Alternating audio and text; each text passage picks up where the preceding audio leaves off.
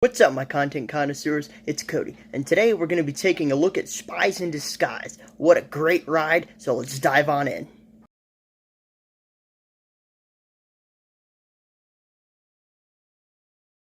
Spies in Disguise is a 2019 animated feature film under the Blue Sky Studios. It's starring Will Smith as super spy Lance Sterling and Tom Holland as Walter Beckett, an up-and-coming inventor of a bunch of little gizmos and gadgets. And one of the feature villains is played by Ben Mendelsohn as Killian, a genocidal terrorist who is hell-bent on revenge against Lance Sterling and the agency that he works for. So this is kind of a fun animated feature. The entire time that you're in the theater, we heard nothing but laughs from everybody the entire time. It was non-stop comedy, action, and the animation was really solid and fluid. And if you're not familiar with Blue Sky Studios, they have done some previous works on films, mainly the Ice Age films. And so you can see a lot of where their older animation, like the very fluid, kind of bouncy, rubbery looking animation that they do from those films, translates into a modern style animation, and it looks really solid the entire time. The theater, the entire time we were there, experienced it unlike any of the other animated films I have gone and personally seen in theaters before.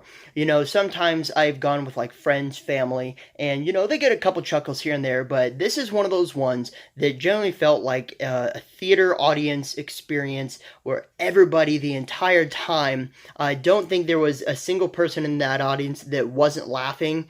They have a lot of non-stop jokes. Most of them are pretty hit. There might have been one or two that were kind of missed, but for the most part, it was really good. They did slapstick really solidly for the kind of angle that they were going to.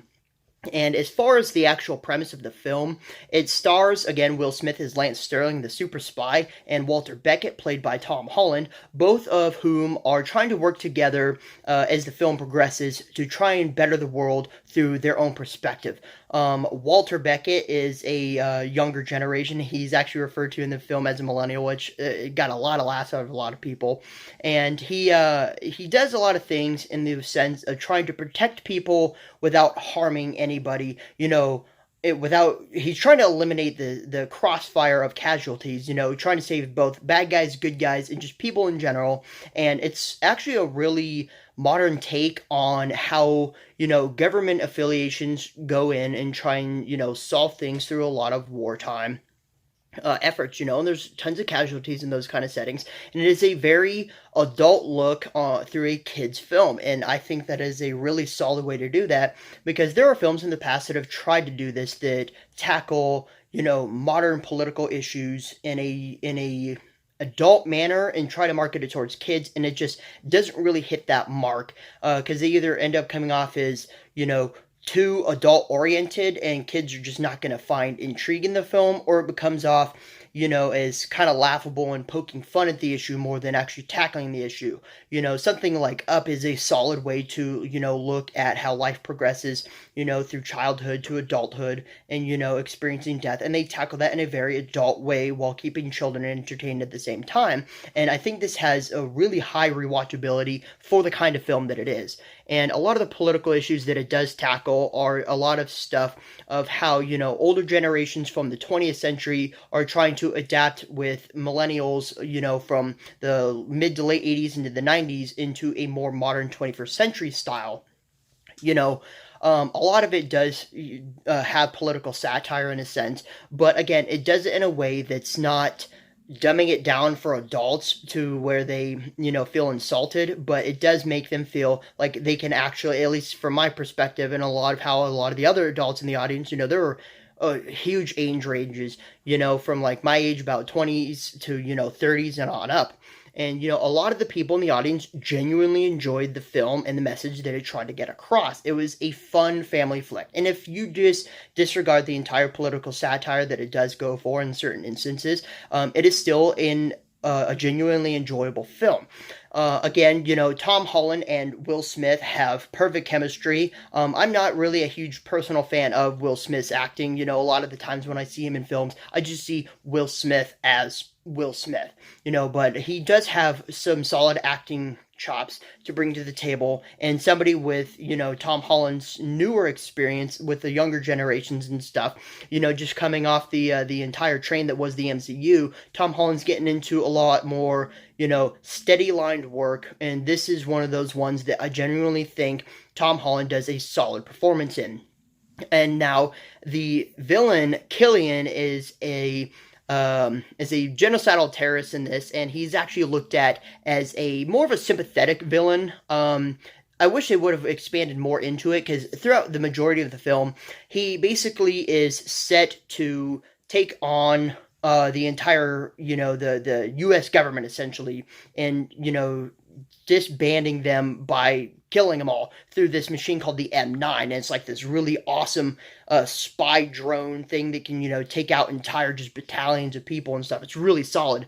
But I wish they gave a little more into his background. They do so more in the third act. It kind of feels more exposition for his backstory, but they do make it in a sense that he's not just another generic bad guy. He's still pretty generic as far as, villains go, the mustache twirling villain, but at least they give him a little more, empathy, and without giving too much away. Basically, he believes that the way that governments go about things, namely the spy organization that Lance Sterling, Will Smith's character, goes for, is that they do things in a violent manner, and he wants to fight fire with fire. And that is a constant theme of the film, is, there's always got to be a better way than solving things with violence. The movie does tackle these in a very adult manner for kids to still enjoy, and I'd say overall this is a solid movie. I would definitely go and check it out if you haven't already. It's not one that's on a lot of people's radars. I saw a few trailers here and there for it, and as I said, I wasn't expecting much, but was genuinely surprised.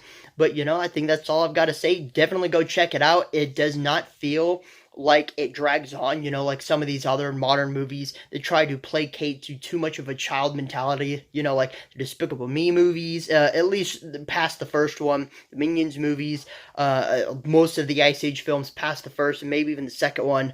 But, just a lot of these modern animated films, I think, tries to be too kiddish, and that's okay, but as they get older, they're going to go and take a look back at these and say, these are cool as I was growing up, but I think that this one, Spies in Disguise, is definitely one that will be remembered and has a lot of rewatchability.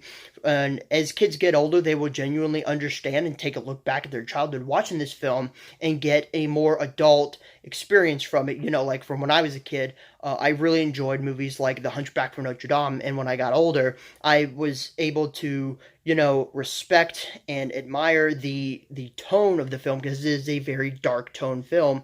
And this one, while not as dark as, say, something like The Hunchback, it does have a lot of those, underlying tones that aren't so, in your face, but definitely enough for kids to understand as they get older. And I think I can really respect that from a film perspective. But like I said, check it out for yourselves, and if you haven't already, it is definitely a solid one to watch. Huge rewatchability. I will definitely be owning this one on Blu-ray and DVD when it comes out. So folks, that's it. Remember to grab a popcorn, have a soda, and press play for these reviews. Thanks. Bye.